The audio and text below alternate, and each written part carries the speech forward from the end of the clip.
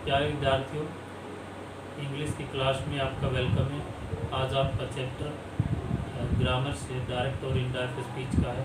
इससे पहले 4 वीडियो आपको डायरेक्ट और इनडायरेक्ट स्पीच की असर्टिव सेंटेंस से रिलेटेड आपको भेजी गई है, जिनमें rules of changing verb tense, verb के टेंस में किस प्रकार से चेंजिंग होते हैं ये बताया गया था, और चेंजिंग ऑफ प्रोनाउन, प्रोनाउन किस प्रकार से चेंज होते हैं ये बताया गया है, और नियरनेस वर्ड में किस प्रकार से चेंजिंग होते हैं ये आपको बता दिया गया है।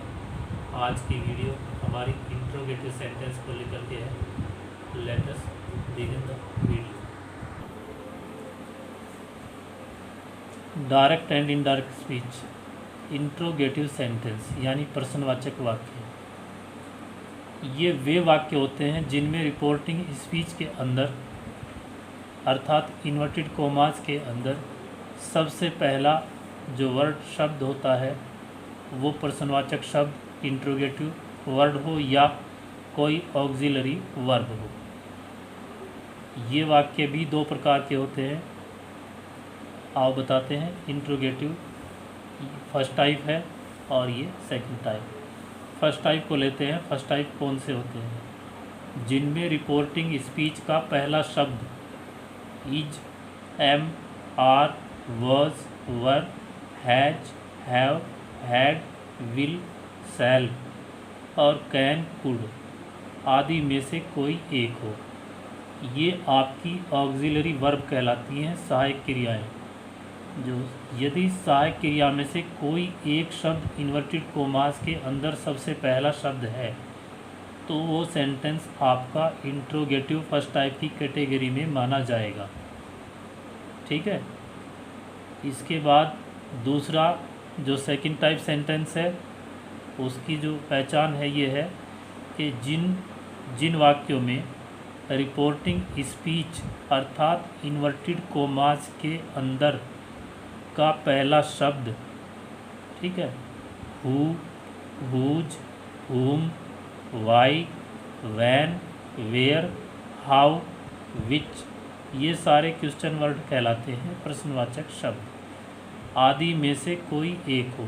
इनमें से कोई एक शब्द यदि शुरू में आ गया है इन्वर्टेड कोमास के अंदर तो इसका मतलब है कि आपका जो सेंटेंस है वो इंट्रोगेटिव सेकंड टाइप है। ठीक है। ये पता करने के बाद कि कौन से कैटेगरी का सेंटेंस आपका है, फर्स्ट टाइप है या सेकंड टाइप है, फिर आप उसमें उसी के अकॉर्डिंग रूल नियम को अप्लाई करेंगे।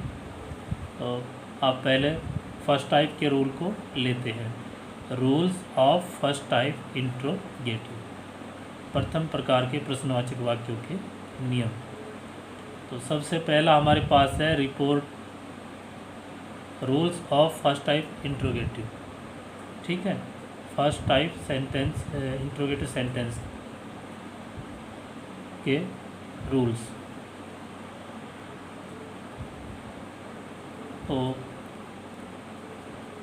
ये है फर्स्ट टाइप के रूल। सबसे पहला रूल है रिपोर्टिंग वर्ब में परिवर्तन, अर्थात इन्वर्टेड कोमा से बाहर का जो हमारा पार्ट होता है सेंटेंस का उसमें क्या परिवर्तन होते हैं। तो उसमें परिवर्तन सैड या सैड टू, कोई भी वर्ड वहाँ पर यदि है इनमें से तो उसको या तो हम आस्क्ड में चेंज करते हैं या फिर इंक्वायर्ड ऑफ में।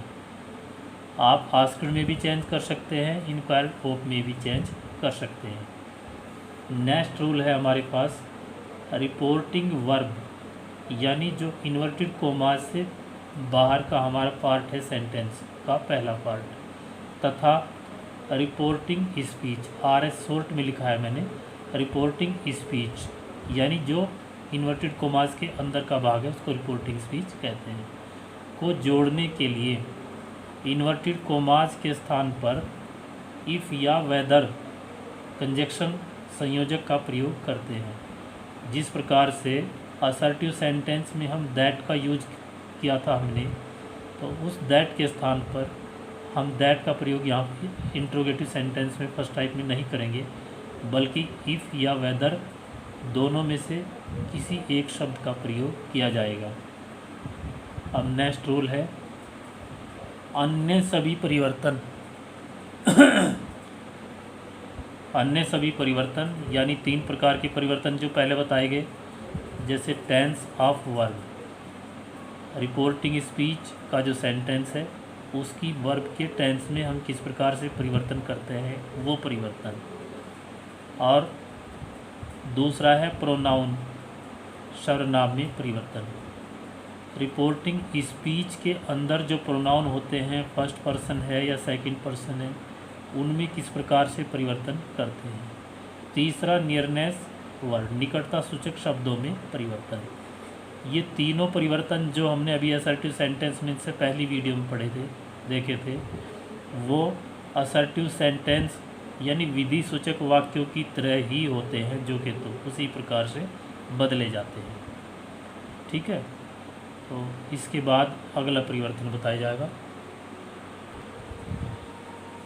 अब हम एग्जाम्पल्स लेते हैं। डायरेक्ट स्पीच का एग्जाम्पल हमने लिया, राम सेड टू किरण। ये यहाँ से यहाँ तक का हमारा पार्ट इन्वर्टेड कोमा से सेपरेट है, अलग है। इस भाग को हम कहते हैं रिपोर्टिंग वर्ब।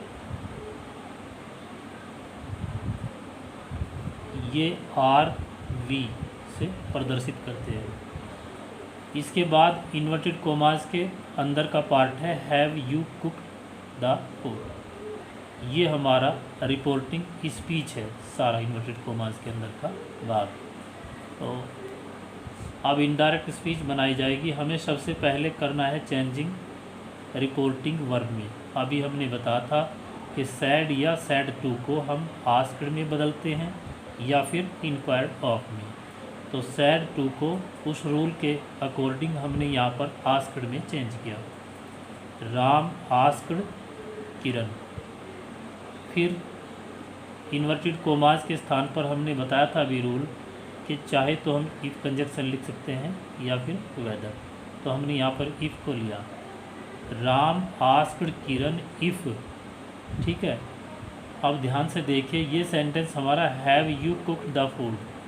ठीक है, तो इसको हम असर्टिव सेंटेंस में ही चेंज करते हैं पहले। यहाँ तो ये किस्म से प्रश्नवाचक फर्स्ट टाइप है सेंटेंस, लेकिन जब इनडायरेक्ट स्पीच बनाते हैं तो इस सेंटेंस को असर्टिव की तरह से बना लेते हैं। अर्थात उसमें पहले सब्जेक्ट लेते हैं, फिर हेल्पिंग वर्ब, फिर मेन वर्ब और उसके बाद ऑब्जेक्ट। तो असर्टिव का रूप देते समय सेंटेंस में सबसे पहले यू ऑब्जेक्ट को हमें लिखना है सब्जेक्ट बना करके।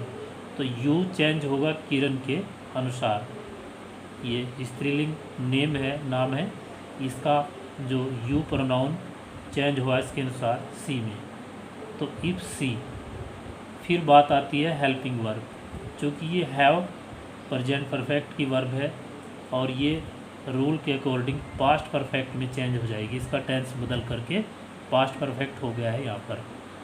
तो इफ़ सी हैड, बाकी ये वर्ब थर्ड है, सेम रहेगी, परफेक्ट टेंस में कोई चेंजिंग नहीं होता। The food. Ram asked Kiran if she had cooked the food.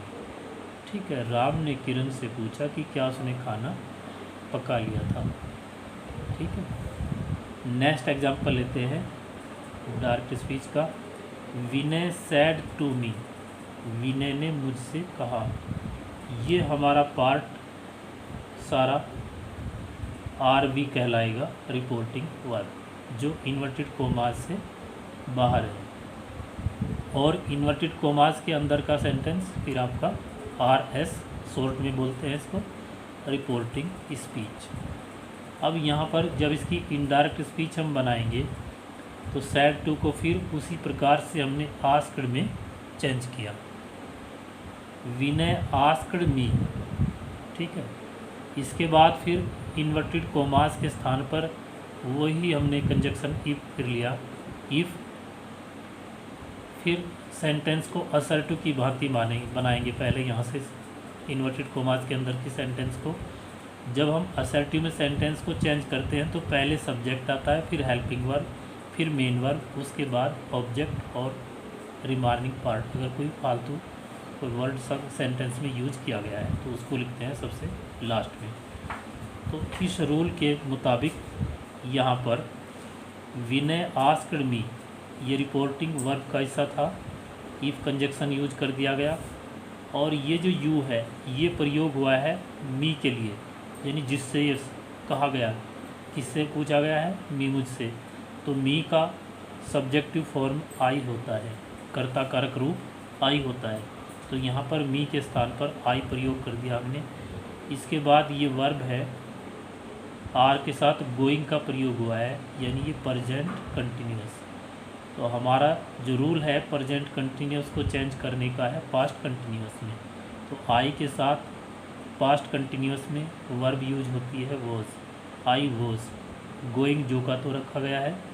Market ये नाउ नियरनेस वर्ड है, निकटता सूचक शब्द, ये समय को बता रहा है, नाउ का देन हो जाता है। यानी ऊपर के सेंटेंस की हिंदी है, विनय सेड टू मी, विनय ने मुझसे कहा। Are you going market no, क्या आप मार्केट जा रहे हो, बाजार जा रहे हो। तो जब सेंटेंस की इनडायरेक्ट स्पीच बनी है तो Vinay asked me if I was going market then. Hindi बनेगी सेंटेंस की, Vinay asked me if I was going market then. Vinay ने मुझसे पूछा कि क्या मैं तब बाजार जा रहा था। नेक्स्ट एग्जाम्पल डायरेक्ट का, the teacher said to the students,